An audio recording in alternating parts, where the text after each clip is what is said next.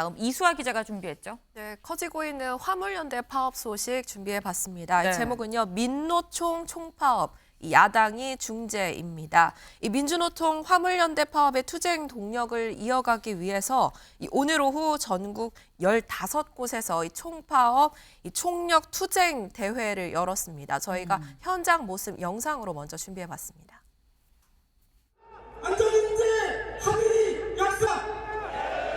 여러분들의 요구 투쟁은 정당합니다. 안전운임제 확대하라! 총파업! 총단결로 노동탄압 박살내자!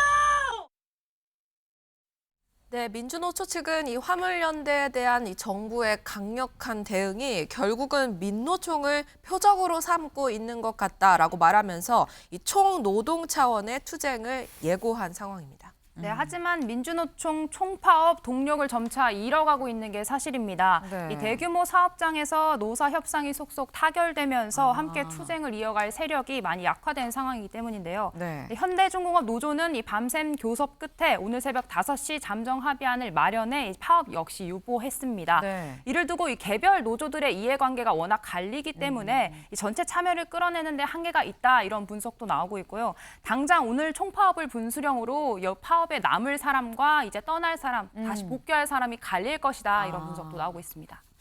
그렇군요. 지금 뭐 어쨌거나 결국 오늘 예고했었던 총파업에 지금 들어간 상황입니다. 약간 전면전을 시작을 했다라고도 볼 수 있을 것 같은데, 근데 원래 이수아 기자, 네. 오늘 무슨 얘기가 나왔었냐면 추가로 업무 개시 명령을 또 내릴 수도 있다, 뭐 이런 얘기가 있었어요. 네, 그걸 국무회의에서 좀 논의할 수도 있다 이런 얘기가 있었는데요. 네. 일단 다른 분야에 추가 발동하는 안건은 국무회의에 올라가지 않았다고 합니다. 다만 정부가 정유 운송 분야의 경우 지금 기름 쪽이 문제이기 때문에 네. 이 업무 개시 명령은 좀 발동할 준비가 끝났다 이런 소식까지는 전해지고 있습니다. 이 국무회의를 주재한 한덕수 총리 얘기부터 듣고 오실까요? 안타깝게도 화물연대의 집단 운송 거부가 13일째 이어지고 민주노총의 총파업까지 가세하면서 민생과 산업 현장의 어려움이 가중되고 있습니다. 화물연대는 불법 행위를 멈추고 조속히 현업으로 복귀해 주시기 바랍니다. 정부는 여러 차례 말씀드렸듯이 불법에 타협하지 않고 법과 원칙에 따라 단호하게 대처해 나갈 것입니다. 윤 대통령도 강경 대응을 계속 말하고 있는 건 마찬가지입니다. 미국의 레이건 대통령을 언급하면서 이 뜻을 거듭 밝혔는데요. 윤 대통령이 말하고 있는 이 레이건 대통령의 결단이란 부분 있잖아요. 이거는 이 81년에 이 레이건 대통령이 항공 관제사들이 파업에 돌입하니까 네. 11,000여 명을 전원을 해고했습니다. 그리고 다시는 연방 공무원으로 취업할 수 없도록 조치를 했거든요. 이만큼 강경한 조치까지도 본인이 할 수 있다라는 뜻을 밝힌 것으로 보입니다. 정부는 추가 업무 개시 명령은 내리지 않았습니다만 네. 앞서 내린 업무 개시 명령에 대한 후속 조치를 차근차근 해 나가고 있는 중입니다. 국토부는 어제부터 이 명령을 받은 화물 차주가 실제 운송을 시작했는지 현장 조사에 나섰는데요. 현재까지는 대부분 이 응답을 한 사람은 모두 복귀한 것으로 파악되고 있습니다. 네, 일단 뭐 추가로 업무 개시 명령을 내린 건 아니긴 합니다만, 하지만 어쨌거나 계속 강경 기조를 유지하고 있는 것만은 좀 맞아 보입니다. 민지수 기자, 네. 화물연대는 그럼 오늘 총파업을 했으면 계속 화물연대도 좀 강경하게 이 대치를 하겠다는 생각인 걸까요? 이 강경하게 맞서는 것과 퇴로를 만드는 두 가지 투트랙으로 가고 있는 것 같습니다. 민주노총 일단은 이 조합원들에게 노조원들이 요구하고 있는 법안 통과를 촉구하려는 이 국회의원들에게 압박을 하는 문자를 보내라. 이런 지침을 일단 보내기도 했습니다. 네. 또 건설노조는 이 동조 파업에 나서 전국의 건설 현장에 다시 한번 차질이 빚어질 것으로 보이고 있는데요. 네. 하지만 말씀드린 대로 화물연대 한편으로는 이 퇴로를 찾고 있는 상황입니다.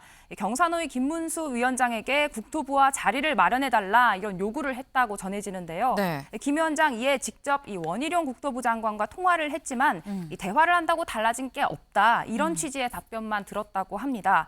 김 위원장은 화물연대에는 선 복귀 후 대화를 제안했지만 화물연대 측에서는 과반 이상의 동의 없이 현실적으로 복귀는 어렵다라며 양쪽의 어떤 대화의 장을 만드는 데는 아직 실패한 상황인 것으로 보입니다. 네. 윤경호 위원님, 사실 지금 보면 박홍근 민주당 원내대표가 약간 중재를 좀 해보려고 나선 상황이긴 하거든요. 근데 또 한편으로 드는 생각이 지금 이거 말고 그냥 여야 상황도 안 풀리는데 또 야당이 나선다고 이게 또 중재가 될까 싶기도 하고요. 어떻게 보십니까? 야당이 중재를 나설 게 아니라 국회가 법제화를 해서 이걸 제도적으로 풀어줘야죠. 그러니까 지난번 3년간의 한시적인 법이긴 했지만 안전운임제라는 게 시행이 왜 됐는지 네. 그리고 이 화물연대의 파업이 지금 왜 나왔는지 이걸 아주 피상적으로만 봐서는 안 될 것 같다 생각이 드는 게요. 화물 차주 어떻게 보면 자영업자인데 이들이 뭐 외형상 한 1,000만 원 한 달에 가져가는데 그중에 뭐 떼고 300 몇십만 원, 400 몇십만 원밖에 못 가져간다. 네. 그걸 돈을 더 가져가게 해달라라고만 얘기가 되는데 그게 아니라 고속도로에 다니면서 발생하는 자동차 사고의 절반가량이 화물차들 때문이더라. 근데 왜냐? 과로 운전과 과적 때문이더라. 그래서 이 안전운임제 시행 이후에 과로 운전과 과적이 얼마나 줄어들었는가. 이 객관적인 통계를 내세운 걸 제가 본 적이 있어요. 그러니까 네. 과적의 경우는 최대 10분의 1까지 줄었다는 통계가 있고 과로 운전도 줄어들었다는 거죠. 그 과로 운전이 줄어들면 그만큼 사고의 위험성이 떨어진 거 아니에요. 그러니까 그런 식의 효과가 있다면 국회가 그걸 법제화해서 적용 대상 그다음에 이게 3년 한시적인 게 불가능한지 아닌지 연구화가 가능한지 국회가 바로 그런 점에서 법으로 제도화를 해줘야 되기 때문에 네. 저는 이건 야당이 중재할 일이 아니라 이건 국회의 역할이다라는 생각을 하고 있습니다. 네. 지금 정말 정부랑 이 화물연대가 강대강대치를 하고 있는 상황에선 국회가 나서서 좀 중재를 해야 되지 않겠느냐라는 말씀을 주셨는데 지금 양쪽의 긴장이 팽팽하다부터 해서 거의 뭐 끊어지려는 그런 상황이죠. 이런 가운데 근데 민지숙 기자, 이 화물연대 관련해서 이 긴장 가운데 또 몇몇 사건 사고가 또 있더라고요. 맞습니다. 이 노조원 10여 명이 체포되는 일이 있었는데요. 네. 이 파업 관련된 혐의가 아니라 도박 관련된 사건이었습니다. 어제 오후 이 파업 천막에서 100만 원이 넘는 판돈을 걸고 이 카드 게임을 하다가 현행범으로 붙잡힌 건데요. 네. 이 원희룡 장관은 현재 파업 중인 노조원이 이 비노조원을 겨냥해 이 인신공격이 담긴 내용을 담은 현수막 사진까지 공개를 했습니다. 네. 여기에 뭐 의리 없는 XX들아 하면서 이렇게 인신공격을 하는 내용이 담겼는데 네. 원 장관은 이에 대해 조폭 행위를 당장 멈추십시오라는 이야기를 달기도 했습니다. 네, 그런데 뭐 조합원도 이해관계자도 정부 측 관계자도 아닌데 이번 화물연대 파업으로 인해서 고통받는 사람들이 있습니다. 이 삼각지역 인근 주민들이라고 하는데요.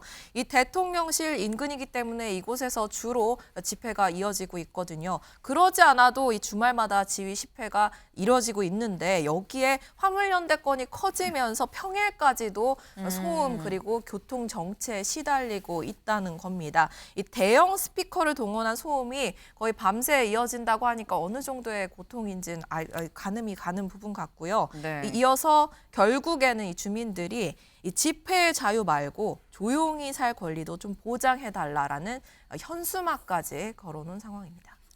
이현정 위원님. 사실 이게 대화가 되려면 이 대화를 약간 방해할 수 있는 나머지 것들, 어떻게 보면 감정을 상하게 할 수 있는 좀 사소한 것들에 대해서는 서로 좀 조심을 해야 되는 부분이 그렇죠. 있지 않나 생각이 들기도 하거든요. 네.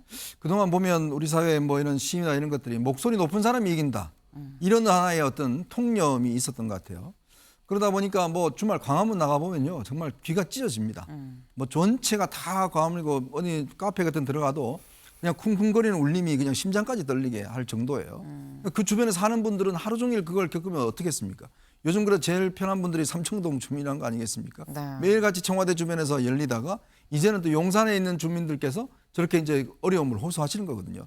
우리나라가요. 제가 다른 나라 보면 집회가 신고제고 도로 같은 경우는 그냥 점거해서 신고해도 되고 이 스피커 소리가 너무 큽니다. 자, 그러다 보니까 집시법을 좀 개정을 해서 현실적으로 집회도 좀 예를 들어서 집회에 어떤 문제가 생기면 다음에 허가를 안 해준다든지 함부로 도로를 점거할 수 없다든지 그다음에 소리의 데시벨을 좀 낮게 한다든지 뭐 이런 식의 해서 실제로 집회하는 것도 중요하지만 진짜 우리 일상생활을 하는 것도 중요하잖아요. 저는 그런 면에서 좀 인식의 전환과 법 개정이 필요하지 않나 싶습니다.